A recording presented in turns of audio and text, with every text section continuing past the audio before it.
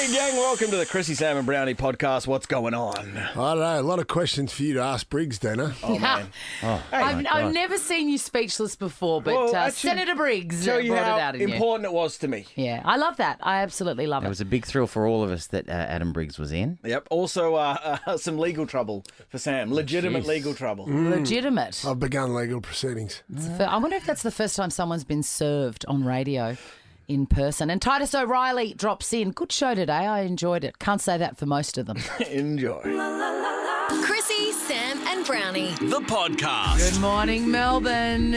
Good morning, Christine Swan. How are you? Welcome to Thursday. I'm good. I'm watching Animal Kingdom. Yes. I love Animal Kingdom and the actual TV series. You know, it's based on the Animal Kingdom, the film that was here. And Yes. Jackie Weaver was in it. Which was amongst based others. on the lives of a local family here in Richmond, the Pettingills. Absolutely, Swanny. It's great. And I was on Netflix. Sat up with my wife last night and watched it. Good. You've always loved that, the two of you. It's great. And the actress is an Australian actress, Layla George, who plays a younger Smurf. I'd never heard of her, who's played by Jackie Weaver, isn't she? Jackie Weaver, yes. And she's a Smurf. She's a younger Smurf. Her nickname is Smurf. Smurf. gotcha. She's like She's the matriarch. She's the matriarch. Gotcha. She's like the Kath Pettingill, isn't she, Swanny? It's a great series, Swanny. Anyway, we were Googling this morning. She was married to Sean Penn. Very briefly in Very brief- lockdown. In lockdown. Little lockdown rendezvous, it's fair to say. How many wives has Penn had? Many. He must have had a few, hasn't he? And also, Did how he many- start with Madonna?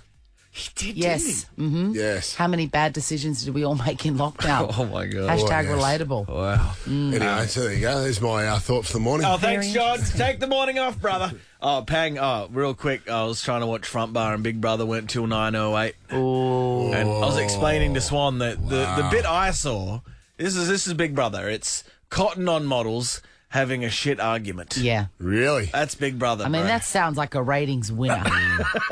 Chrissy, Sam and Brownie. Have you checked out whatif.com's top 10 winter weekenders yet? How good's a what if tip? Fraser Coast is in there. Coral Coast, Bruni Island, Orange.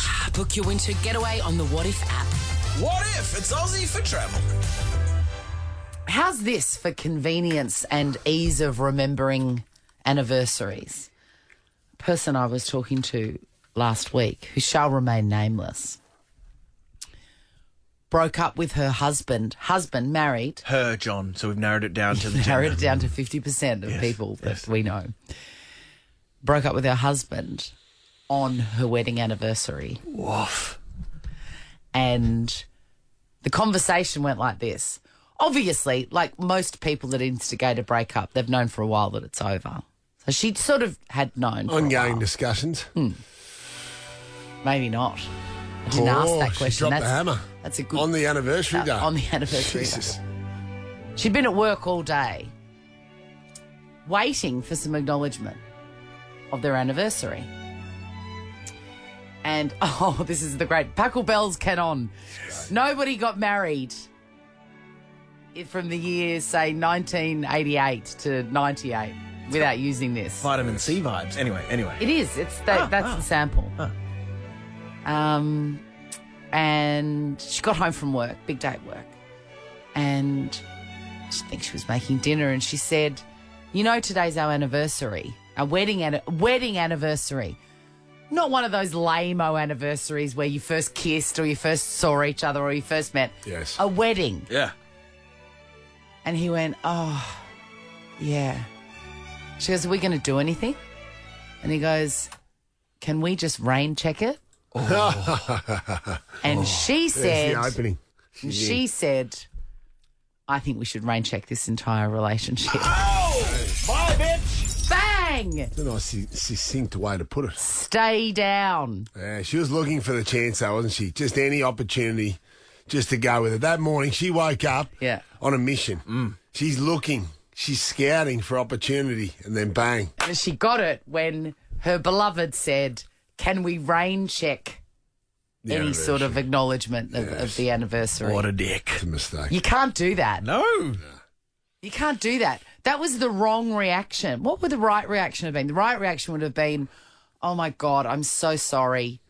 I just forgot. I love you so much. I've got something on. Let's celebrate this next week." isn't it? That's the right thing to do. Absolutely. Or could you even go, well, how do you know we haven't haven't planned something, and then scurry And away? then quickly scurry. Yeah, you've done that before. Yeah. Oh, yeah, we've all done the scurry. Don't you worry. That's right.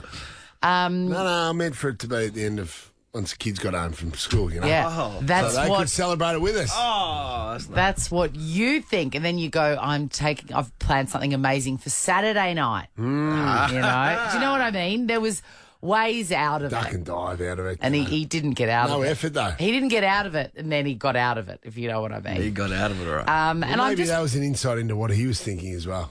I think so. It's never one sided, is it? I'm just wondering, has anyone else had this happen to them?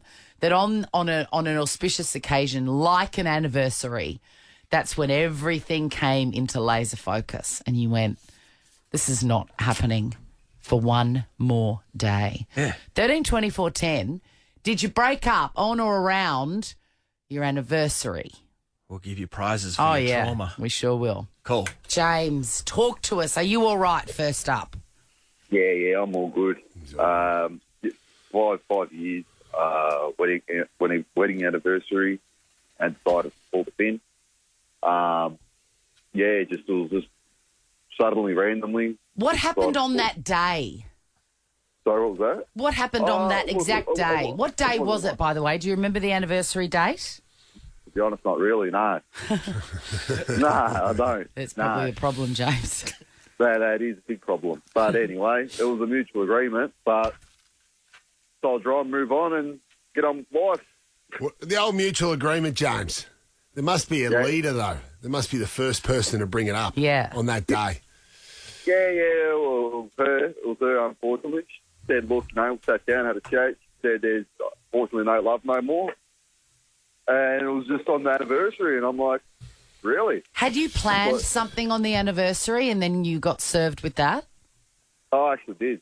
Oh, that's a soft one. That's a soft one. Damn it, I pressed it anyway. That's all Hey, right. I panicked. It's okay. Thanks, That's fine. Jimmy. Jimmy boy, thank you James, for that, mate. all the best with your new single life, and here's a pass to the zoo. Well done. I think it's good, actually, because an anniversary, it's a good little, refresher. Like, it's a good time to go, oh, okay, this is the day, like a birthday, where you either celebrate or commiserate. Yeah. And if you start to commiserate on your wedding anniversary, I think there's something to look at. Seems like a pretty extreme reason, though, to get out of a dinner bill. Doesn't it, Swanny? It certainly does. Zach. Certainly does. Hey, Zach, what the hell happened, friend? Morning, gang. How are we? Zacko, good mate. That's good. So our relationship started just before the pandemic, probably 4 months. And then we had the opportunity to move in together just to stop the transmission of people going in and out of the house. So we moved in together 4 months in for probably 6 or 7 months during the peak lockdowns in Melbourne, and it was just too much too soon, and we moved out away from each other for 6 weeks, and I'd organised a dinner for our 1 year anniversary. Got to the day because I wasn't feeling too good about it, and then ended up just getting there and just having the wrong vibes and butterflies in the stomachs and just had to pull the pin. Go with your gut, Zacko. Yes. It was shocking. It was shocking. But you know what? I think a lot of people did that in the pandemic, and you've just got to go, we did what we did to survive. Yeah. Yeah. Can you remember what you had for dinner that night, Zach? Oh, I don't think I ate after that. Queasy guts. No osso buco. Oh, you did it before the meals came. Ow. Yeah. It was an afternoon spent together before dinner, and just had the wrong feeling. And what had for a words couple did you of weeks. say? What actual sentence did you come out with to start the ball rolling? Look, we just need to talk about us. I've been struggling the last, 4 to 6 weeks since we've been apart, and then it just went from there. Oh, God. There we go. You sound like a very sensible young man, Zach. I'm thrilled for you. I'll put that in the back pocket. That phrase, put that in the back pocket. If ever I need to use it, Zacko, thanks for your advice. Zach, Struggling. Good on you, 4 to Jono. 6 weeks is about the right period too. Zach, Entrecôte is a restaurant so good you'd punch on for. Yeah. And they're just one of the many fine restaurants with the Makeout Meals team. You've got a $200 Makeout Meals voucher. They deliver meal kits, Mamacita, easy peasy, plenty more. No butterflies in those meals. No. Where good. Only snails. We're running late. That's right, I like that. We're Good running food. late. I don't think we're going to get to Sarah from Strathmore. Hey, Sarah. Quick, sorry. go quick, Sarah. Real quick, Sarah, you got 10 seconds. My ex-husband broke up with me on the day that we were supposed to start IVF. What up? This is the Chrissy, Sam and Brownie podcast. Bobby Hanton, a stunt performer for things like the new Batman, Harry Potter, 007, Star Wars, and of course the stunt double for Chris Hemsworth for the last 10 years. So basically everything Avengers. So, of course, the next move is to write a picture book. And the adventures of Eddie and Flipboy is up now. Here's Hanton. Welcome, Bobby. Hey, how are you? Thanks for having me, guys. It's an absolute pleasure. I've got so many questions about your career, and I want to know, were you a dangerous child? Oh, yes, a really dangerous child, yeah. My mum would vouch for that, a very dangerous child. What part of the brain are you missing? Because Jonathan has it as well, where fear and self-harm doesn't seem to come into play with decision-making. Which part?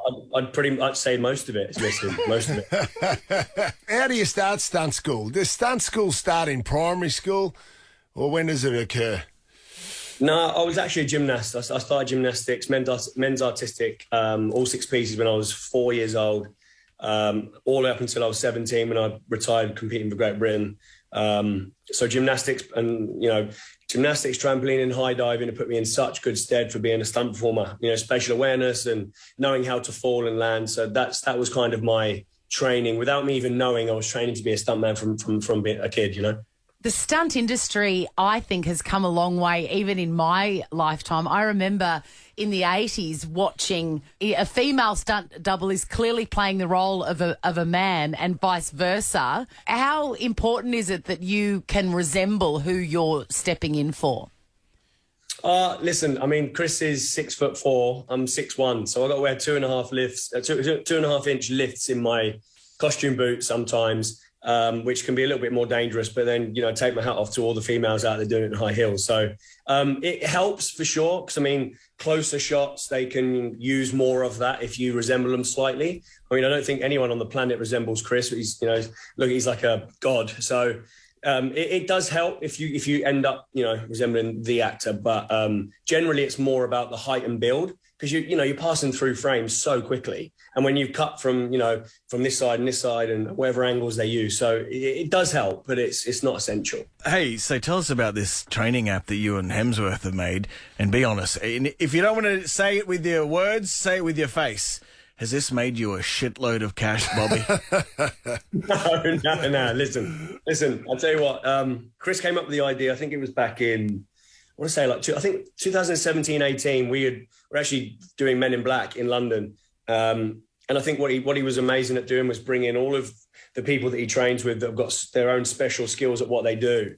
And he tries all of that and puts it into his own training programs. He was like, guys, why don't we just bring this app that we can grab all you guys and we can, open this app up to the world, give something back. And it was such a good idea of his at the beginning. And it's just growing and growing and growing. But listen, they look after me. All of the, the trainers, we get paid well. And, it's not about that. It's more about, being able to shed light and give people, some, information on how we train and get into shape. And who doesn't want to look like Chris? It's, come on. Yeah. Well, you're doing a pretty good job of it, mate. You're in pretty good nick yourself, Bobby.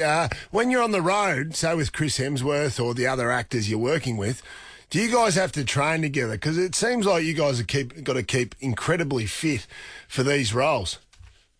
Yeah, I think now we've just finished Extraction 2. And I think that might be it's either the 14th or 15th film that me and Chris and the team have done together over a span of 10 years.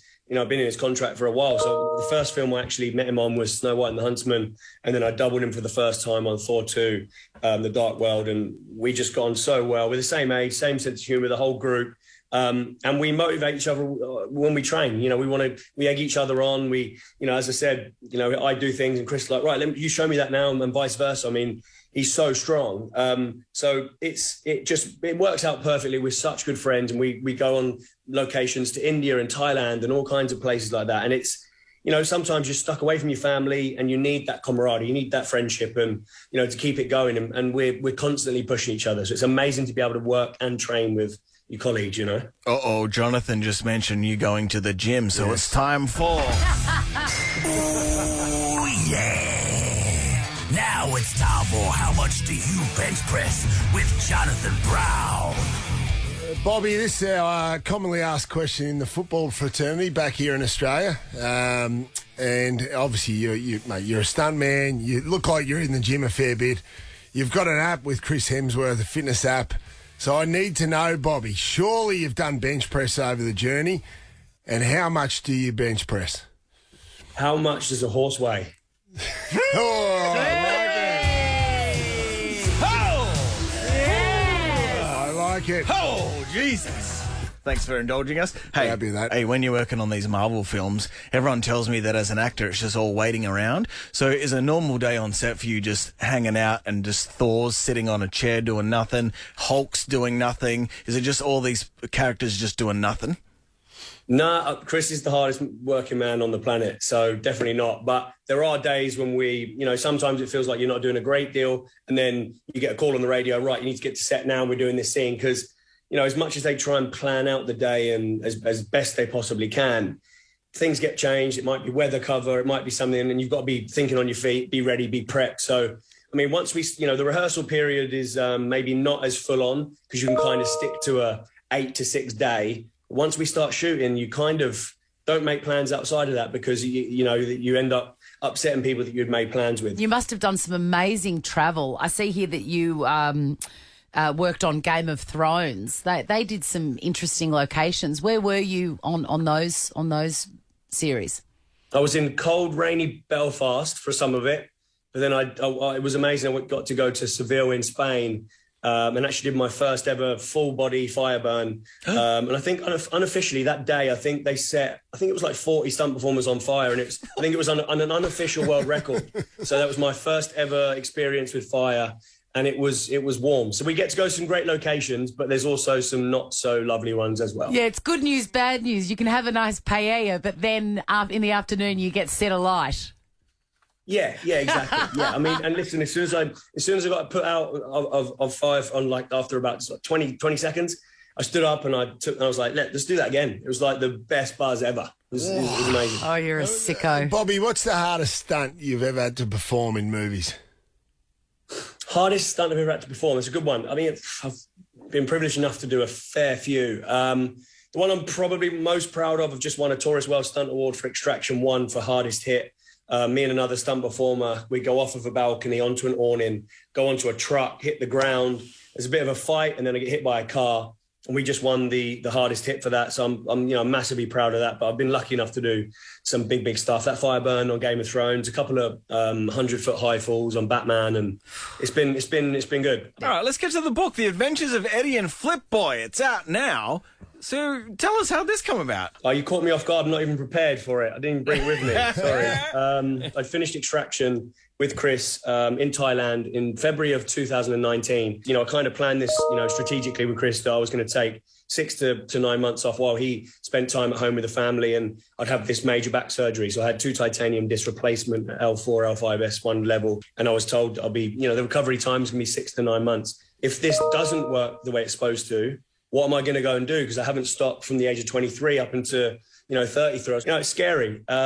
And I was terrible at school. If I could turn back the clock, I would have listened to my teachers more. But at the time, all I wanted to do was be an Olympic gymnast. And I think it kind of hit home, and I thought, right, I need to think about trying to do something else and try and do something that can motivate, other people. And who better to motivate children? My stepdaughter Taylor inspired me, and my little nephew Eddie. We have to stick with the times, and I totally get that with laptops and phones and iPads and all this type of thing. But when we were kids, you're outside playing and so much, fresh air and fitness when we were kids. And I just don't think there's enough of it now. That's basically what this book's about. There's some great nutritional tips at the back of the book. Little training exercise you can do at home in your bedroom. Star jumps, tuck jumps, sit-ups, push-ups, that type of thing. And I just don't think for age group 6 to 12, what we got for motivating children right now. Hey, please don't die when stunting, because we'd like to chat again one day. How interesting. What a life you're leading. And The Adventures of Eddie and Flipboy is out now. We really appreciate your time, man.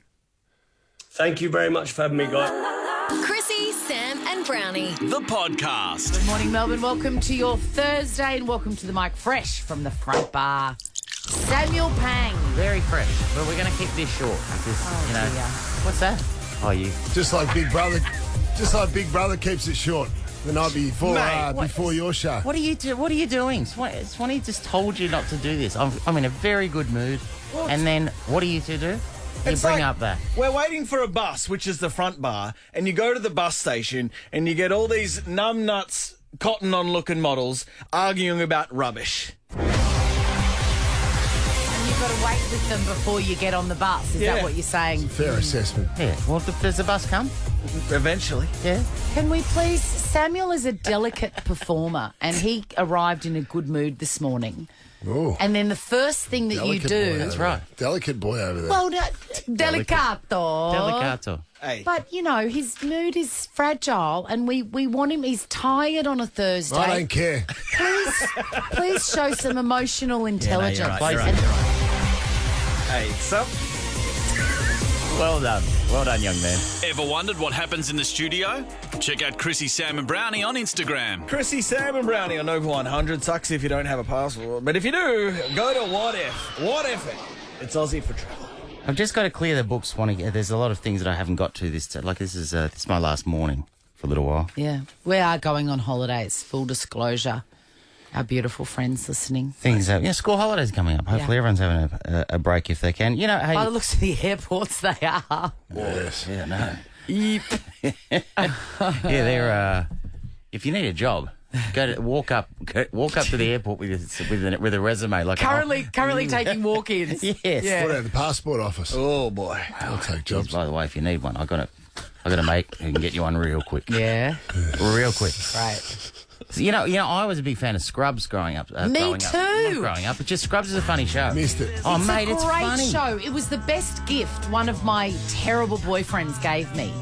Scrubs. Well, you got something out of that relationship. Absolutely. There's always a silver lining, guys. So it's a funny show. Funny show. Well written. Here we go. By the way, the creator, Bill Lawrence of Scrubs, also currently busy at the moment doing a little show called Ted Lasso. Yeah. Really? Oh, mate, good Got a pedigree. good CV. Yeah, got a good CV. There's a chance they were speaking recently at the Austin the ATX TV Festival in Austin, and all the cast was there, and they're very keen on just getting back together, but they don't know what it looks like. It's information that I didn't get to at the time, but if you're a Scrubs fan, the idea of them coming back would be very exciting. Absolutely. I'd watch that over the Friends reunion.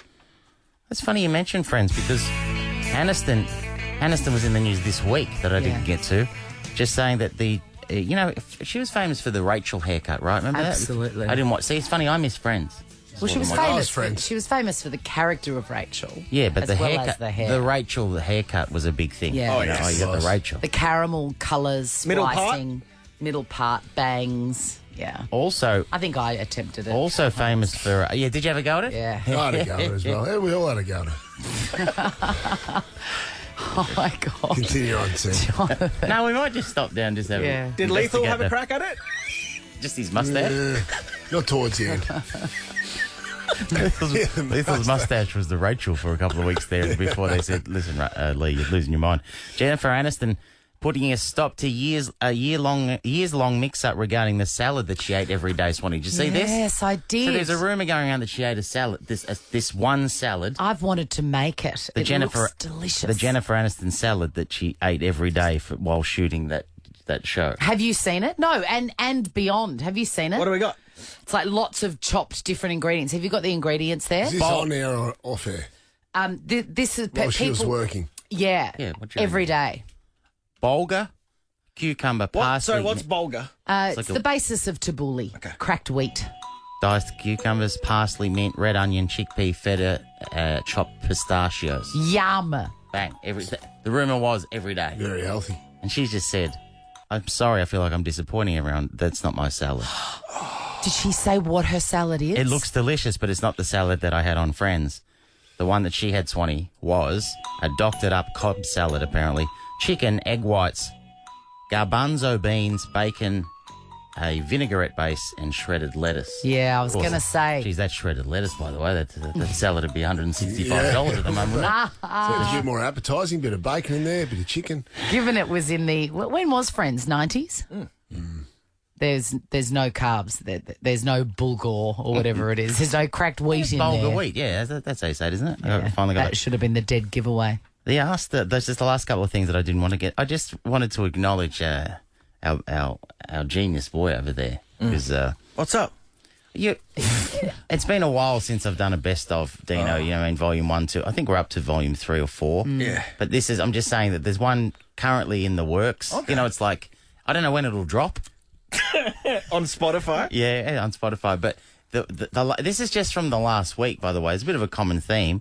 This was from Tuesday. It was just the three of us. Swanny was away. Mm-hmm. This was you. Hey, Ask Brownie's coming up and plenty more. But next, something real special. I haven't read the run sheet. Yeah, well done. I like that. Something real special. And it probably was special. Yeah, but the listeners won't know, will they? Nah, but if they're relying on you, they won't get to know. I've hooked them like they're a fish. No suspense, mate. I like the idea, by the way, that so in a little bit of craft for our listeners. Dino would be told to tell everyone what's coming up. Hook them. Tell them what's coming up. So if they hear that, say, Tommy Gleisner's coming up, they know he's coming up. They'll stay. Yeah. You're doubling down, going, this is an even better hook. Exactly. They don't even know what's coming up. It's a surprise. To everyone, including you, Dino. They'll be in the car going, what's special? That's right. Who's not coming back after that? Thanks, John. Well, that's good. How do we know he's not going to land the biggest star in the world? Maybe a Chris Hemsworth. That's true. Margot Robbie. Tom Cruise. You got form, by the way. That was on Tuesday, last Thursday. See if there's very, very, you're a bit one note for me. Yeah, tomorrow's Friday. Hey, don't move, gang. Big stuff coming up right after this. I lost my run sheet. It's your go-to. It's your signature now. Hey, you are magical. Any idea what's coming up next? Coming up, you will not believe. Okay. This is the Chrissy, Sam and Brownie podcast. Good morning, Melbourne. Chrissy, Sam and Brownie on Nova 100. Holiday time. If you can do it, what if it? It's Aussie for travel. Time for Sam's favourite segment. Oh, God. Swan makes it funny. Now it's time to laugh. Hang on just a second. 'Cause Swanny makes it funny. Now, if I don't get one, what the hell are you doing out of Sam Pang's face, then I've failed. A stash of cocaine worth 80 million euros was delivered to a supermarket by mistake. I get a sniff of something sinister here. Come on now! Start out of the blocks. If you want to know how this happened, I say get in line. Swish! These are not bad. Eventually, the police are going to blow this whole story apart. That's a good one note. What else you got, by the way? Everyone started paying for their groceries at the supermarket with cash, and by cash I mean rolled up $50 notes. You've gone in really hard and fast. What's the story? Well, that's it. Just okay, cool. It was in the Czech Republic. They received an unexpected delivery of nearly 80 million euros. Oh my God! Worth of cocaine. It was sent to them by accident from drug smugglers. Supposed to end up in Australia. Supposed to head to the Logies, wasn't it? Traditionally, the kids that work out the back of a supermarket like the herb. So this would have been quite an upgrade for them. Absolutely. Absolutely. No one knows why, but the staff started scanning items at a rate of 50 per second. Freddie there. Price check on aisle 4, home brand rectangular mirror and 5-pack of razor blades, please. Yeah. This is good stuff, Swanny. I can't. What the hell are you doing here? One more. Yeah. Let's finish big. Here we go. Mums filling party loot bags were heard to exclaim, "I was after Whiz Fizz, not Booger Sugar." So not Whiz Fizz. It's not Whiz Fizz. It's Booger Sugar. Well done, Christine. Well done. That was. Oh, God.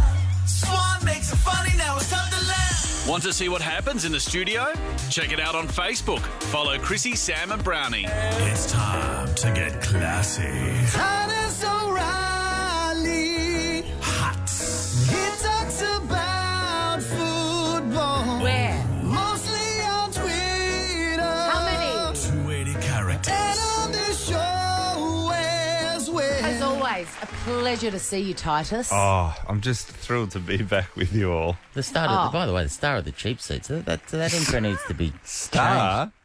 mate. Mate, you could tacked on the end. I sit through the first 3 segments waiting for you, Titus. We've got you for 2 segments. We love it every Thursday. Just quickly, have you got some good stuff today or not? Fantastic stuff. So, do you feel confident that at the end of the second segment, Dino will be able to play this? Thank you, Titus, for that entertaining introduction to The morning. Do you know what? That's what I... No, I won't say that. Come on, I love when you think better of things. No. I feel excited. What do you got? So I wanted to talk about, because often when you're in, you're living your life, we're living through history, but you don't realise it. Right. We are living through a golden age of Collingwood apologising for things. Yes. It's a regular occurrence, though. Well, I thought and the thing about this one that's so amazing and why I'm so thrilled is because I love Collingwood apologising for things. Like, I just can't get enough. And I really thought that when Andy Maguire's presidency finished, that would be the end of the golden era of... Because I had a spreadsheet. I had to put a man on to track all his apologies. Like, he apologised for everything. Because you were wrong that it ended with Eddie Maguire. I thought it would, It's and ramped up. we've had 2 apologies from Just 3 this different week? places this week alone. This is what I'm saying. Do you have a favourite? I love both of them because my favourite, the Jordan Nagawi in Bali. It's like can't choose between them. They're all fun, and I love the reaction of it, right? Because Jordan Nagawi in the Bali video, people are outraged by this, and it's like it's Jordan Nagawi, an Instagram bikini model, and a Bali nightclub. What did people think that video was going to be? Like them sitting around discussing modern gender stereotypes and the oppression of the patriarchy? Like, what did you think? If I had said to you before it happened, could you write a script for a video of Jordan Nagawi, an Instagram model, and a Bali nightclub, would it have been any different? It would have been exactly that. I would have had them discussing the situation in the Middle East. Yeah, and how Ukraine fatigue is a real thing the West needs to consider. I can just see them doing that. He was professional, though. He did train with the Bali Geckos. The local AFL team. I maintain that the only reason he did that was so that he could write the whole thing off on tax. Oh, yeah, you see? Yeah. You go to LA to go to Disneyland, but if you have one meeting, the whole So if I went to Bali and put on a 1 gig for expats, I can write the whole thing off. The whole thing off. Yeah. So there's an idea for me. Titus. You could do grand final week over there.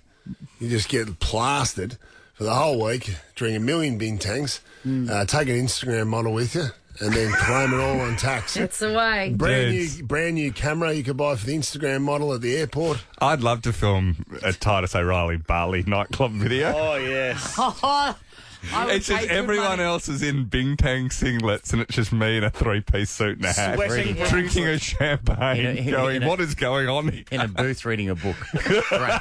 Magnificent. You should do that. Can I just quickly, because I haven't asked, why did he go to Bali when you can just stay in town and wind down at a French restaurant with your Because mates? there's Instagram models and nightclubs in Bali. That's why you want. Well, Titus, he could have gone to Bali still and just not go on the internet. But I think these days you go out, everyone films you. Yeah, true. You know. Who did film? Motel Mexico is the most popular nightclub in Bali. So yeah, so probably if you're going to go out, you probably stay away from the most popular. Or go early like I do. Opening. I'm there at opening. I'm the first person. See, I feel Jordan Nagawi is like the Michael Jordan of bad decision making, right? So I'm not defending him by a long shot, but I know all of us we don't make good decisions when out. No one does. So the No idea one. we're all going to get on our high horse and go, I wouldn't have gone to that nightclub. We would totally have I would gone have to been there that till night. stumps. I would have been there till stumps. That's right. Yeah, Who absolutely. filmed it? That's right. I think it was it a just self- mate. It was mates because he was gesturing to it like having fun. Like, you know, this is the thing. Like the real lesson. It was a bit like with Bailey Smith. It's like they're going. It just shows you once again the dangers of being filmed. Yes. Yes, that is the ultimate danger. Yeah. Titus. Mate, Yeah. No, there's got to go. Back in a second to part 2 of Titus. Chrissy, Sam, and Brownie. Well, we talk about DeGoey and, you know, the golden era of apologies from Collingwood. Yeah. They really need a full-time apology writer. Like, that should be a job. Yeah. You know. Or a statement writer, as when you put the statement out a couple of days after the incident. Yeah, but they just should have someone on staff whose only job is to do apologies. I think would be... Mate. Because it'd be a busy job. Would that be in a soft cap? Is that part of the hard cap or the soft cap, that sort of thing? Speaking of the of that big day of apologies, you know that it was the first day of the new media manager. Oh, really? Yeah. Baptism of fire. She started. Was that day. DeGoey or the? Right. And the Ginnivan Quaynor situation. Because then the Ginnivan Quaynor one, I've been following this a lot. This is where so the media reported like they're rating women on Instagram, on TikTok, and I'm like, oh, okay, right. And then I read into it, and you know, and I'd seen the trend a bit, but hadn't paid attention to it. But it's a trend where like companies are doing it. They're pretending to rate things, and then they add a qualifier. So they say they're a 10, or they're a 5, but they like dogs. And you go, oh, they're now a 9. You know, that's what you do. So I was reading what they were doing, and I seen the video and everything. Like they're chips. Yeah. Like they're salt and vinegar. Yeah, that's right. Yeah, and so you then re-rate it, right? Yeah. That's the whole game.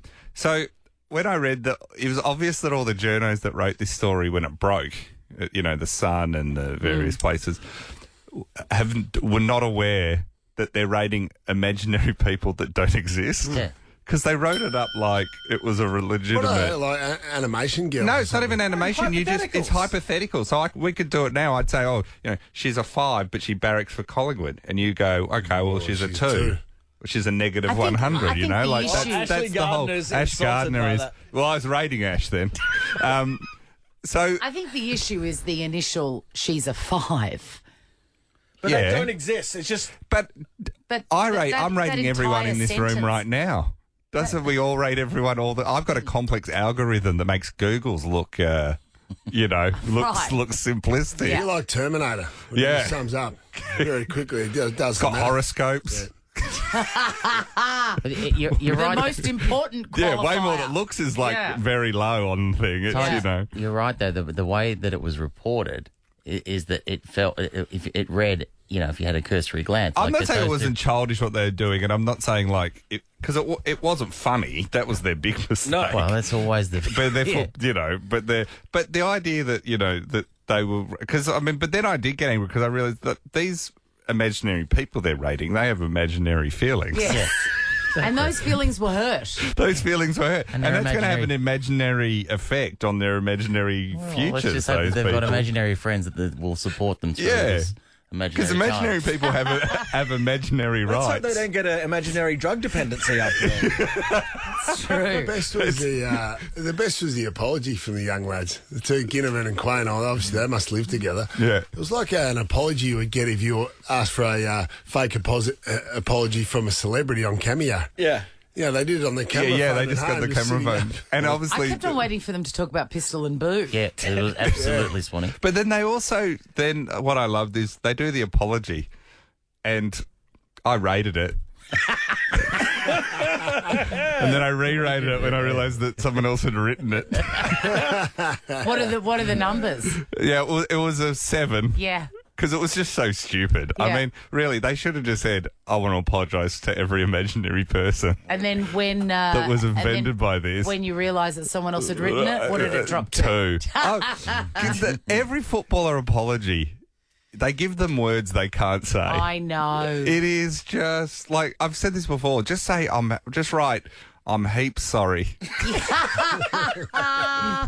I'm heaps regretful. I'm heaps sorry. if any of yous was hurt by this. And it's job done. Everyone goes, that sounded like it was really from the heart. It's true. That is Titus, big game tonight. Melbourne. Oh, yes, Melbourne, Brisbane. No, Melbourne. Gone, no, Melbourne. Why are we listening to French? Look, Melbourne's Gawn's a serviceable player, but no, it's going to be wonderful. Hopefully. Will Stephen May be running out on his own before the game? Stephen May's playing. Is he? I think so. Yeah, he's playing. Yeah. Tonight, so. Is that hence the French music? Don't know what you're talking Jake about. Melksham playing as well? No, he's still injured. Because of Stephen May's face. Yeah, but hang on, they weren't rating imaginary people. They were just punching on at a French restaurant.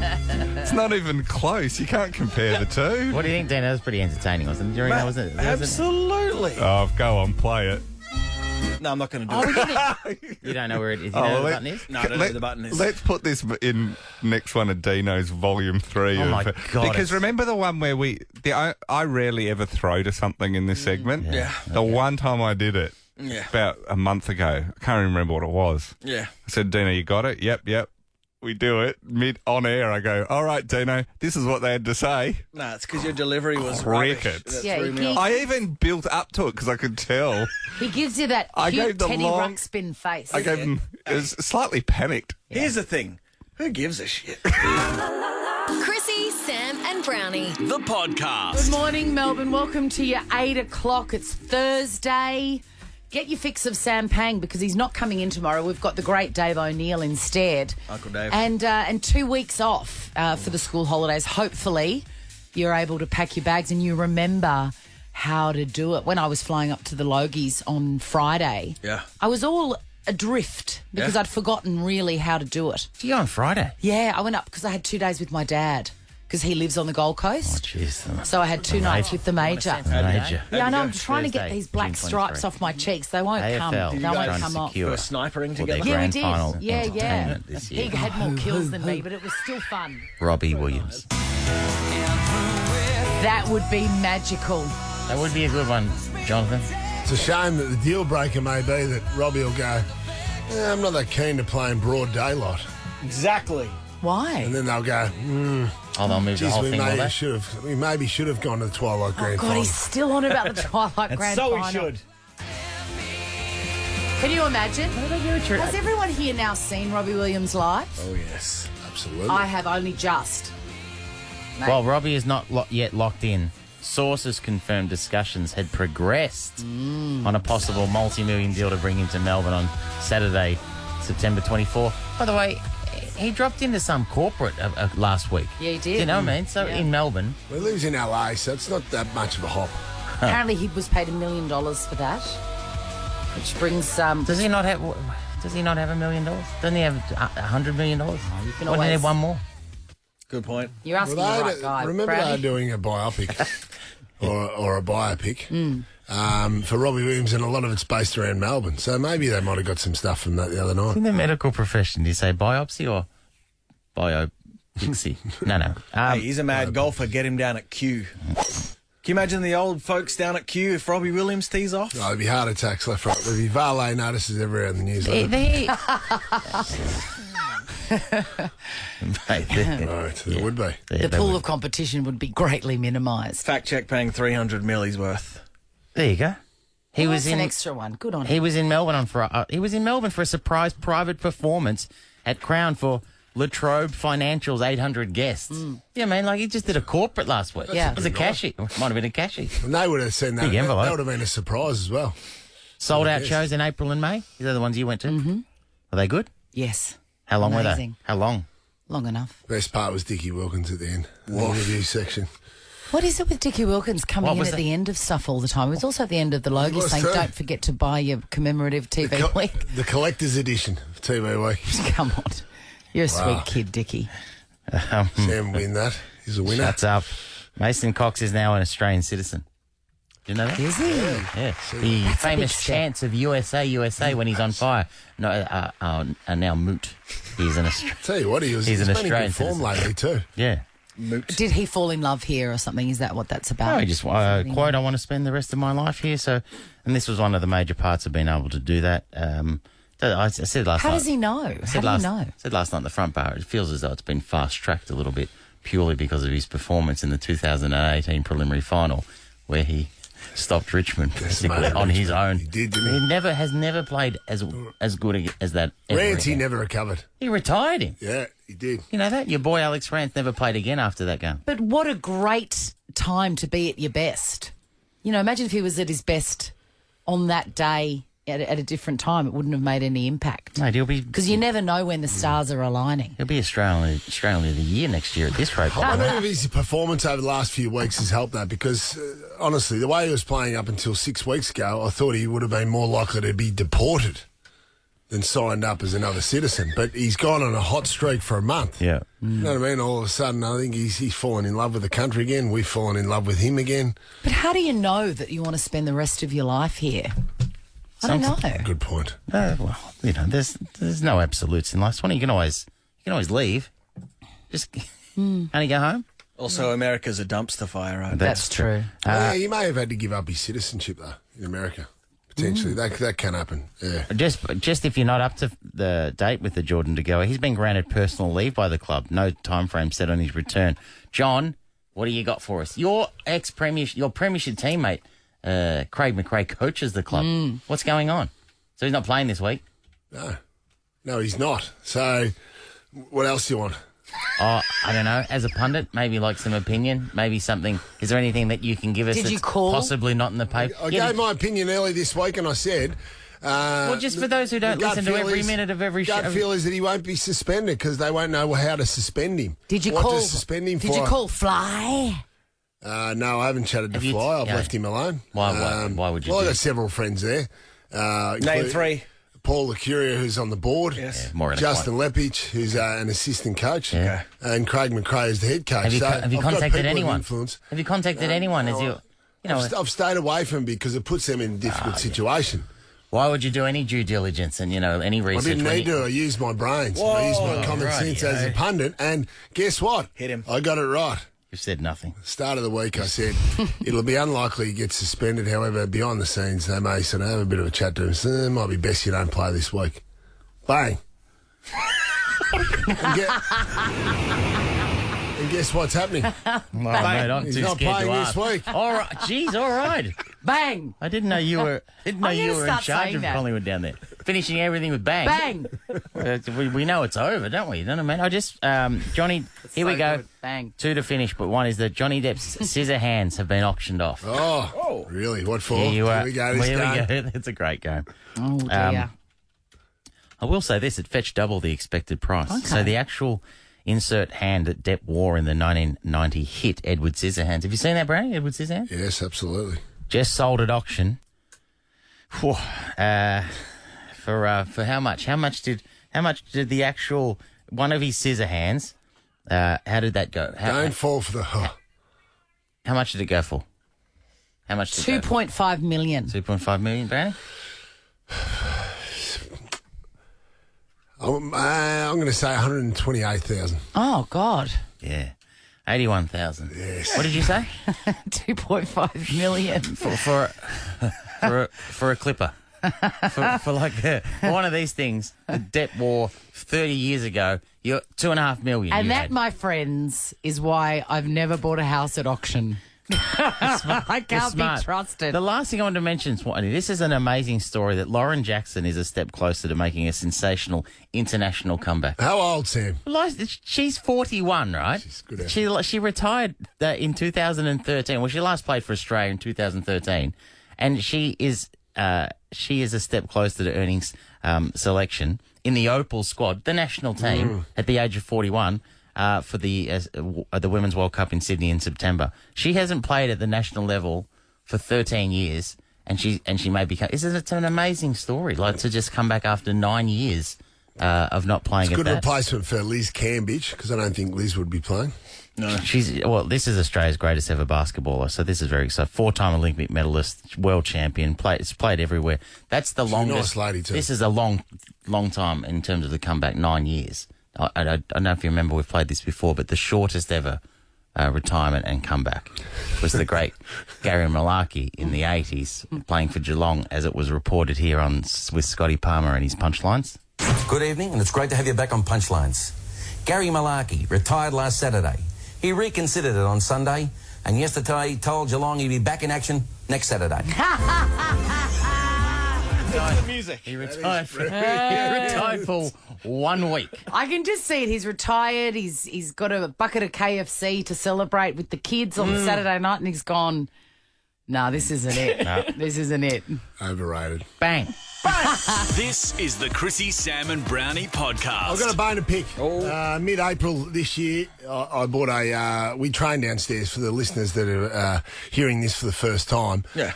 Dino, Sam and myself train in the car parks. It's been shut off to the public for a long time now. It's an underground car park. It is. It's the Iron Car Park. It's the Iron Car Park, or the Iron Den, if you will. And down there, we're limited in some of our tools, our exercise tools. So we decided to invest in a rower together.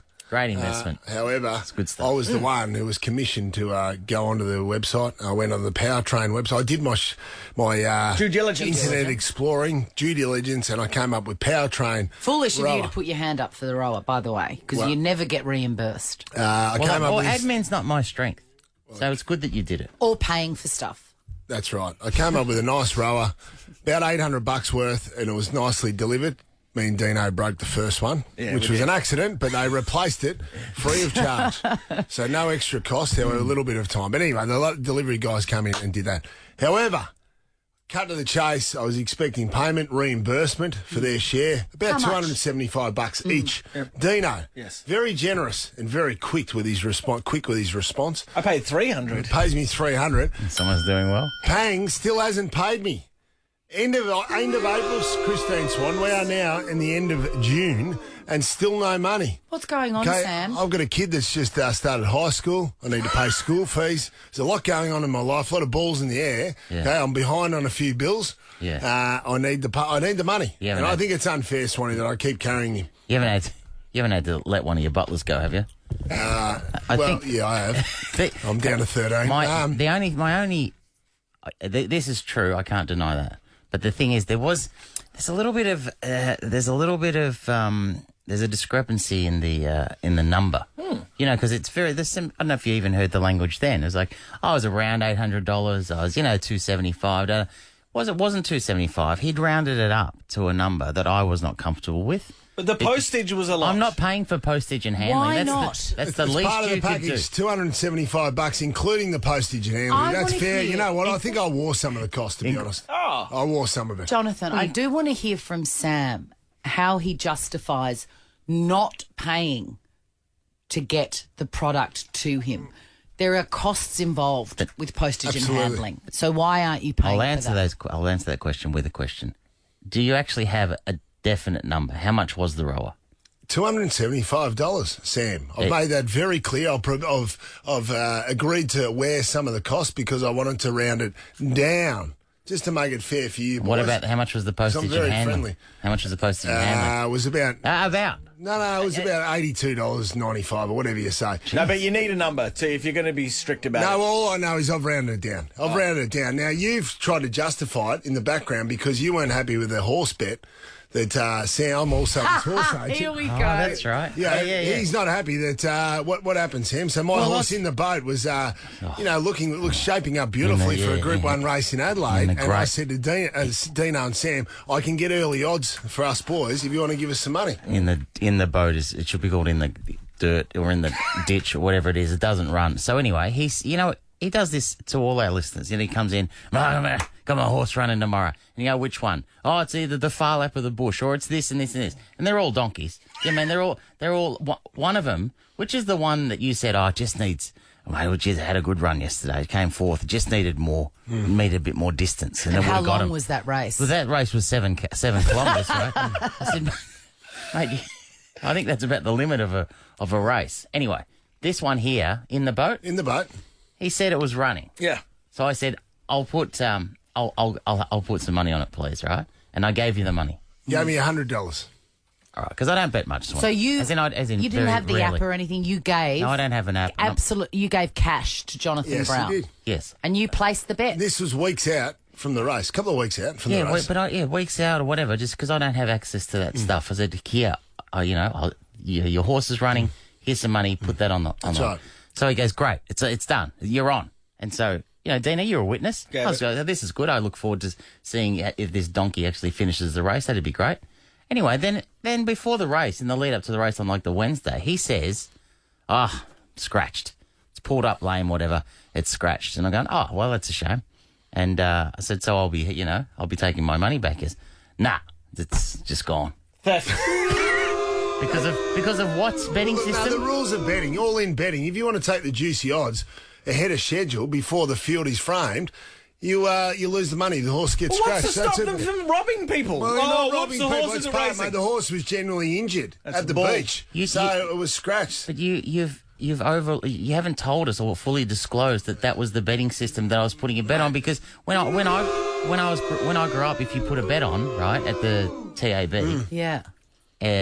and then the horse was scratched, then you get your money back. No, put the ticket. This is futures betting. What? All in betting, mate. It's robbing. I've had enough of this. They're two separate things. The rowing machine, I am owed money for the rowing machine. Fair enough. Now, whether you bet on and I don't understand betting rules, that's not my issue. So I'm going to have to escalate this whole situation and take it to another level. Oh. Mate, I'll be out in the street the way I'm going at the moment. But what's going on? Who's here? Sam Payne. Oh, God, You've been it's served. John McCall. John McCall. He's handing me a giant envelope.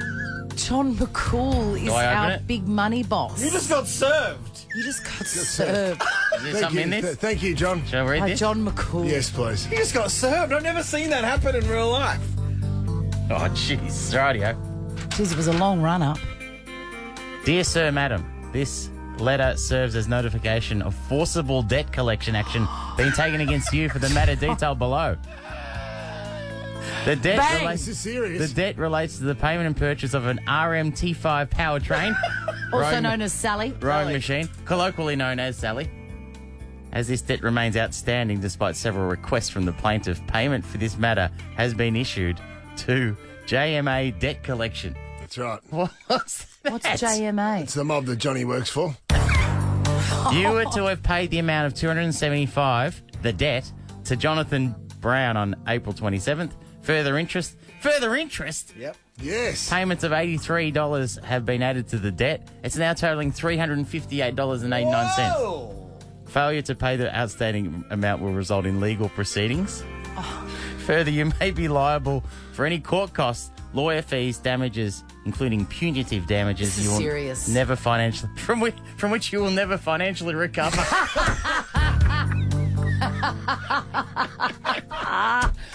Bang! Bang! Ever wondered what happens in the studio?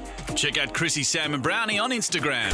Adam Briggs, a hip-hop legend, part of AB Original, and you may have seen him on The Weekly with Charlie Pickering. Or you may have seen him on Ship to Shore as Milan Radic. What? I'm pretty sure that's him. Anyway, Southside Live Festival kicks off tomorrow. Tickets available at southsidelive.com.au. Here's Briggs. Well, let's clarify the ship to shore thing first. Briggs, welcome to the show. Hello, thanks for having me. Good morning. True or false? Big false. I don't know, that was always the thing at primary school, Adam Briggs, and I was bugging because I was a kid. I was like, I'm not, hang on a minute. There's another. There can be only one. There's another. So that's false. Big false, yeah. That is false. It's good to clarify. Yeah. Tell you what wasn't false though, Swanny. This man at the MCG a couple of weeks ago on a Friday night, Essendon v Carlton, in front of about 75,000 people, he did the introductions for the 150-year celebration for all the Essendon legends over the journey. Yep. How'd you feel, mate, doing that? I was excited. We didn't get a proper rehearsal because of my schedule, so I had to really wing it. And we got 2 run-throughs, and luckily I wrote the piece, so it was a little bit burned into my brain.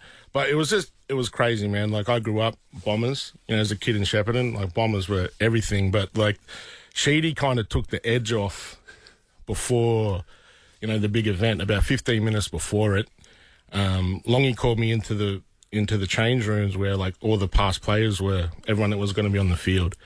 And I walk in and I thought I was just going to sit down and like, just take it in, just soak it in, like as a Bomber supporter. And I walk in there and Sheedy points at me. He's like, "You talk." I'm like, "What?" So some of the names that were in that room. We got Danaher's, Watson's, Lloydie, Hurdy's. I'm like from, me to you away right now, really close, face to face with Hurdy. That's a lot of pressure. I've got pictures of me as a kid, like at Windy Hill with these guys. I said to them, I was like, I come to your training day at Windy Hill. Didn't do much for me.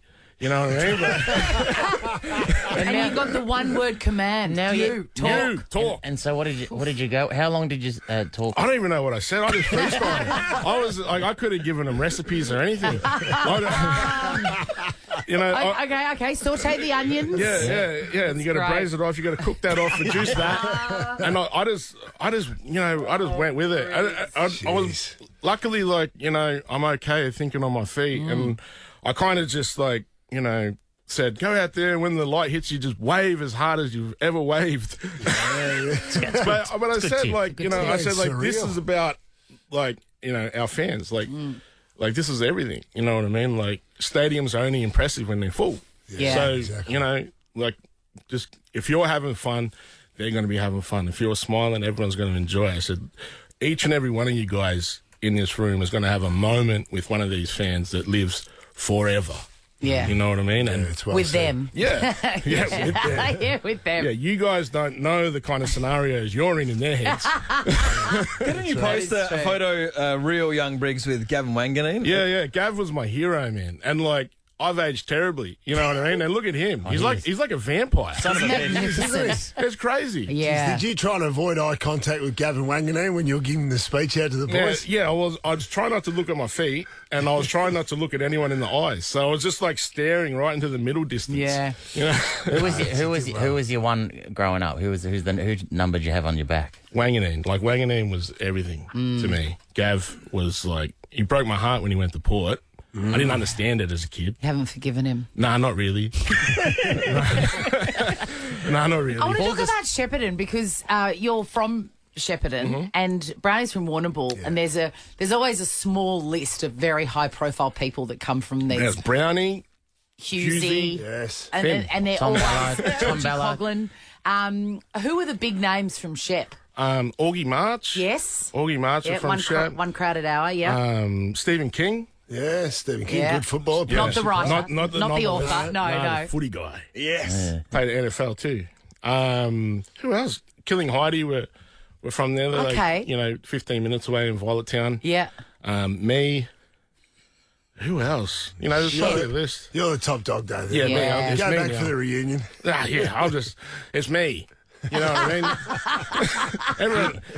Everyone in Shepparton knows it. You know what I mean? Yeah. Like, I'm the one who wears it on my back. You know what I mean? Like, Augie Mars didn't do that. No. Exactly. They don't even stop in town now. When they're driving through town, like Killing Heidi bypass. They took off to Hobart. You can't even drive there. You know what I mean? Like, when they do commission the statue of you for the town square in Shepparton, I expect that you'll be involved. Yeah. What would be your pose? Something, I'd just probably, Kim Jong-un it or something, you know what I mean? One of those ones. One of those... Looking into the middle distance. The real big ones, like that they've gone in North Korea. Like, that's the benchmark. One of his suits. You look good in one of those suits. Yeah, one of those flat tops. Yeah. Yes. Hey, full disclosure, this young man over here is a very, very big fan. What have you got for Briggs? What do you got, mate? Well, I'm acting weird because I'm overwhelmed with emotion. You're the greatest. Oh, thanks. I've got, for the first time, I can't... There's no question there, mate. Put a question mark at the end of some words, Well, I think he should be the king of Moomba for starters. Another statement. That's the next. Would you do that? Would you do that? Yeah, you give me everything. As long as they do the statue, you know what I mean? I'll be the king of forever. When I first came across you, I'll give you some time to think about a question, all right? Yeah. I always knew you as the senator. Where did that come from? Because that's a cool... It's a Simpsons joke. Like, just to break it down, it's a Simpsons joke. When Homer... Like, I'm a massive Simpsons nerd. Like, that's my thing. When Homer dreams about robbing the Quickie Mart, he envisions himself as a senator, and Marge is like dancing in a bikini next to him, and that's what it comes. I was like, you know what, I could be a senator. I could rob a 7-Eleven and be a senator, and then and then like, you know, it's just a joke about like the internet. It's like, because now people send me emails and letters, you know, addressing me as like, senators shouldn't act like this. And I was like, I got to break it to him. I'm not a real senator. It's like, you can be anything on the internet. It was just, you know, doctor was taken. Yeah. So like, Senator Briggs it is. I always thought when I first met you that I was so looking forward to saying Senator. How are you, sir? It's a cool nickname. Yeah, people do like Senator on the street and stuff. Senator. I'm like, okay, yeah, so be it. You know what I mean? All right, what have you got? When did you realise you had a gift to communicate to, like, pollies and stuff? Because you've got a gift, like, the videos you did with Albo before he got voted in, absolute gold. Yeah. Well, the thing is, like, politicians are easy, man, because, you know, it's my world, you know what I mean, when they come into that. So they've got to be nice, and, you know, the worst is when they try to be funny and try to keep up. It's like, come on, just pump your brakes, Albo, relax. Drink your long neck and shut up. You know what I mean? Albo loves a beer, doesn't he? And that's our Prime Minister. Just drink your long neck and shut up, Albo. Yeah. No, but like, and that's it. Like, you bring him into the world. Like, there's a couple of guys I tried to get, because, like, you know, it was like, you know, Bill Shorten on a bike, Adam Bant in a boat. I wanted to get Bob Catter on a camel. Catter on a camel. No, he didn't want to do it. He wasn't about to do that. That is an uncanny impersonation. Bob Catter wasn't about to do that. Yeah, I saw you at Meredith in 2015, and it struck me then what an important voice you are, because I grew up in Quairading, this Noongar town in WA. Yep. And blackfellas there, it wasn't great when I grew up. And I got very emotional watching you because I saw all these white kids losing their mind. Yeah, they do that. So when did you realise that it's more than music and stuff for you? I think, like, when I was kind of halfway through my career, like when I was like onto my second album, I was like, you know, I've done everything for fun up to this point. I still have fun, but now it's like, I'm more focused on legacy and things that I leave and what I can change, and, you know, the kind of impact I have. You know, there's not a lot of, you know, guys like me from where I grew up doing things like this. So, like, it was all about just, like, trying to carve a pathway so other people can come through as well. You know what I mean? So, like, I'm not the only one. I don't want to be the only one. Yeah.